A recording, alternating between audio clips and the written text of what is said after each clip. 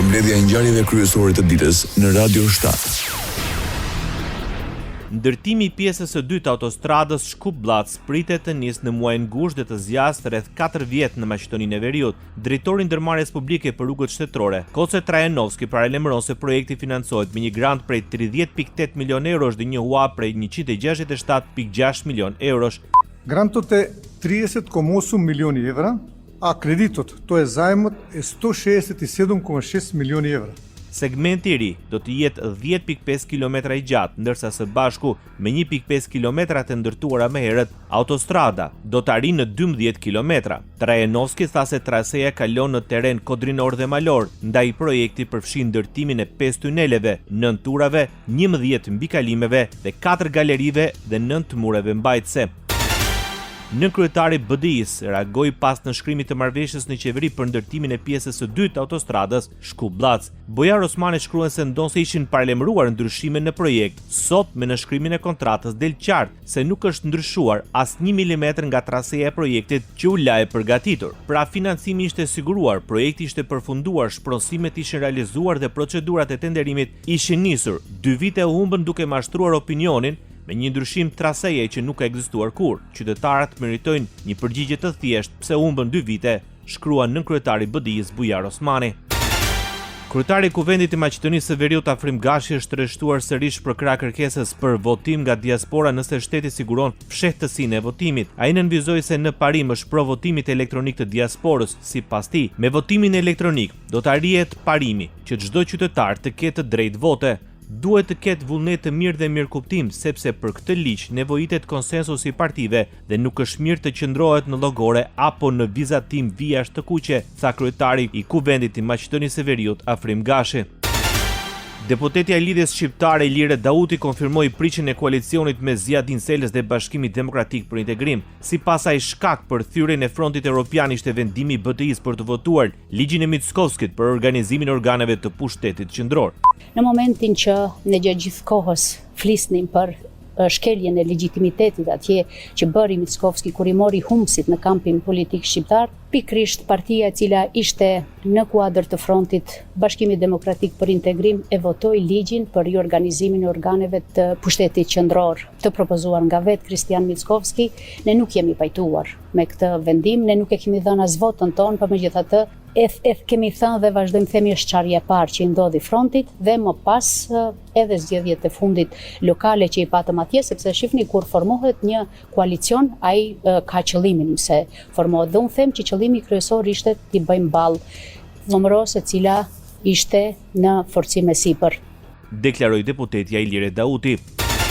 Maqedonia e Veriut them parakoi borxhin prej 700 milion eurosh të vitit 2020. Kryeministri Istra Mickovski deklaroi se shlyerja e eurobondit të marrë nga qeveria e kaluar ka sjell kursime të konsiderueshme për buxhetin e shtetit. Në këto 2 vite janë shlyer ose riprogramuar afërsisht 4.5 deri në 4.6 milion euro. Ky është një borxh i krijuar në pjesën më të madhe nga 7 vitet e qeverisjes së LCDM-s dhe BDI-s, deklaroi kryeministri i vendit Istra Mickovski.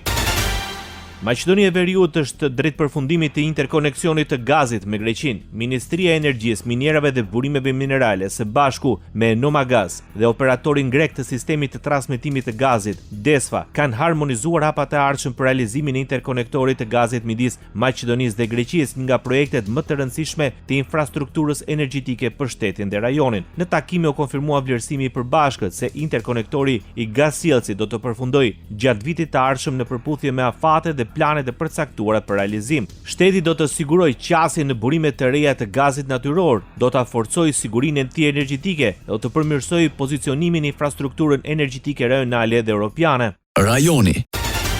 Këshilli Gjyqësor i Kosovës miraton shkurtimin e orarit të punës për shkak të temperaturave të larta. Në mbledhje janë autorizuar kryetarët e 5 gjykatave të Supremes, Apelit, Administratives, Komerciales dhe gjykatës themelore që të vendosin për reduktimin ose pezullimin e përkohshëm të aktivitetit deri në përmirësimin e situatës. Kryesuesi i Këshillit Gjyqësor Rustem Thaçi tha se vendimi do të zbatohet në varësi të vlerësimit që do të bëjnë drejtuesit e gjykatave. Ai e cilësoi situatën në Pallatin e Drejtësisë si alarmante dhe të papranueshme, duke theksuar se temperaturat e larta po rrezikojnë shëndetin e punojësve.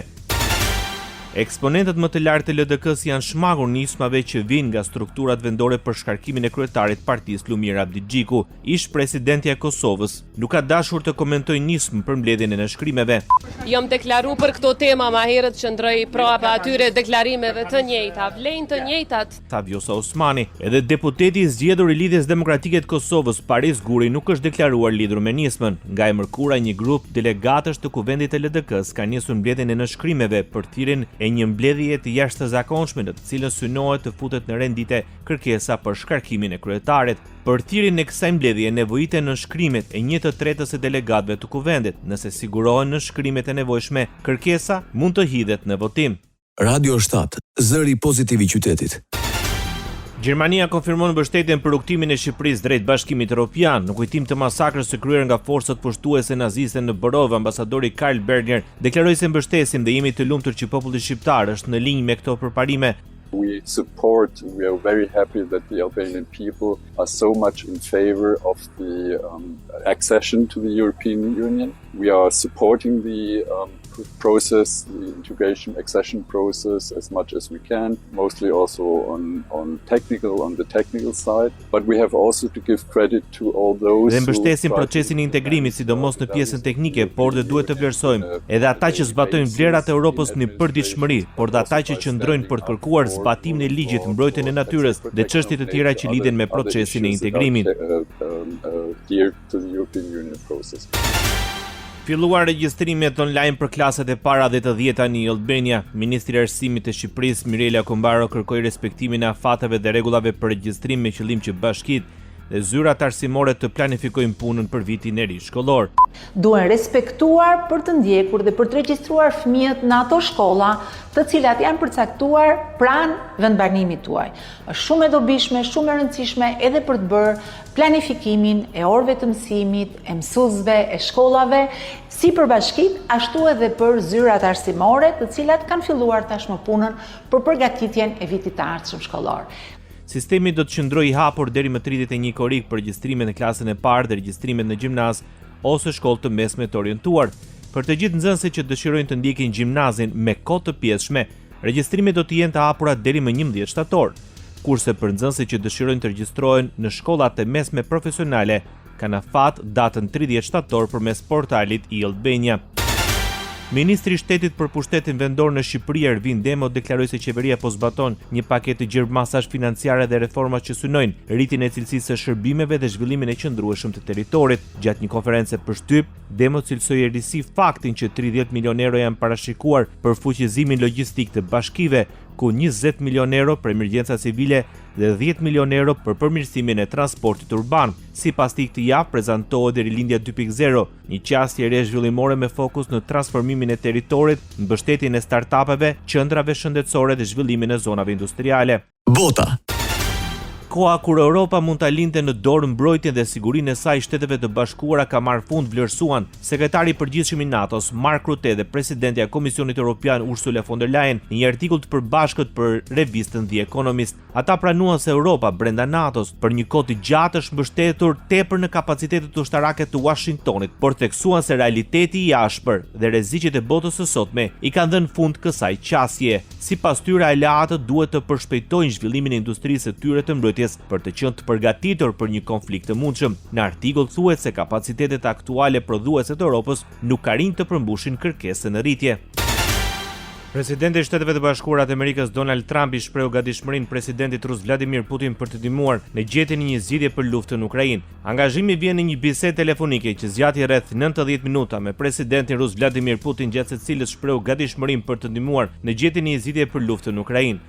Lajmi u bë i ditur nga këshilltari i Kremlinit, Yuri Ushakov, i cili tha se Trump e bëri këtë ofertë gjatë bisedës së zhvilluar në ditën e pavarësisë së Shteteve të Bashkuara të Amerikës, duke lidhur gjithashtu me pjesëmarrjen në samitin e NATO-s në Turqi. Sipas Ushakov, Trump rikonfirmoi gatishmërinë e tij për të punuar drejt një përfundimi sa më të shpejtë të luftimeve dhe për të gjetur zgjidhje për tejkalimin e krizës.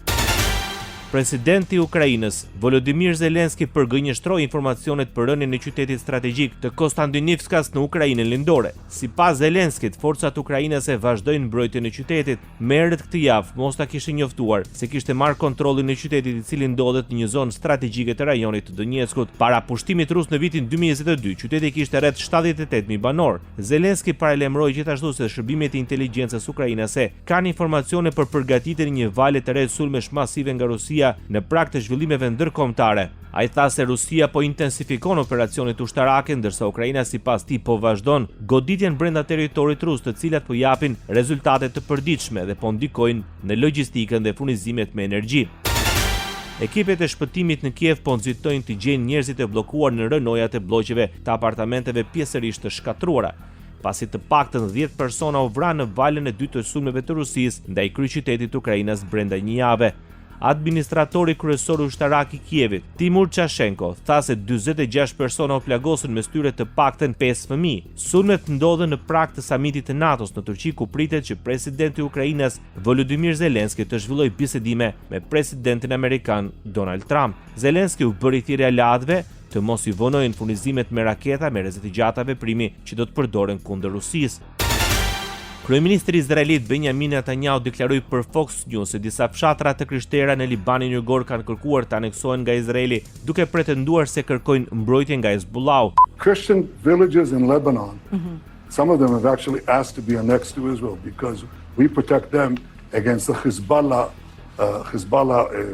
fanatics who want to kill them. And we do the same things with Christians everywhere. Disa fshatra të krishterë në Liban kanë kërkuar të aneksohen nga Izraeli, sepse ne i mbrojmë ata nga fanatikët e Hezbollah që duan të zhvarosin, dhe ne bëjmë të njëjtin gjë me të krishterët kudo që janë, u shpreh Netanyahu në emisionin Sunday Briefing. Izraeli aktualisht ban kontroll mbi disa zona në Libanin Jugor pranë kufirit, një rajon që prej kohësh ka qenë skenë tensionesh dhe përplasjesh me grupin armatosur Hezbollah.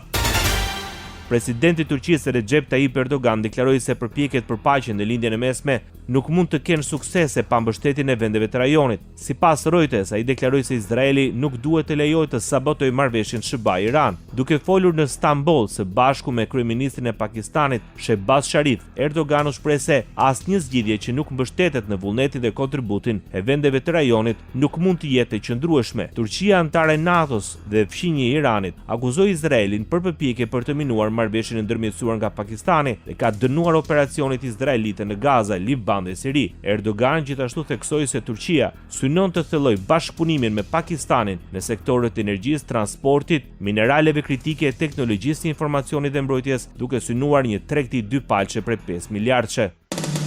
Ndoqët edicionin informativ të lajmeve në Radio 7, zëri pozitiv i qytetit.